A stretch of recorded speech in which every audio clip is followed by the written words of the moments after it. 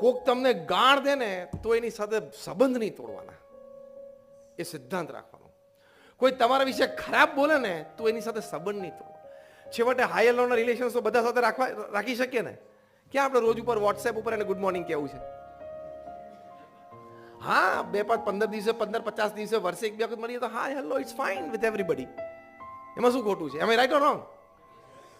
કોઈ દિવસ કોઈ વ્યક્તિઓ સાથે સંબંધ બગાડવા નહીં અને તોડવા નહીં. ક્યારે કઈ વ્યક્તિ તમને કામમાં લાગી જશે ને તમને ખબર નહીં પડે. And he's one push, one aid, one help, one stroke can get your idea into implementation mode. Because at the end of the day, for the idea to go into the implementation mode, it is humans who are going to do it. Machines will help. It's a support system. It's not the main system. Pramukh Swami Maharaj's human relations, let me tell you without exaggeration,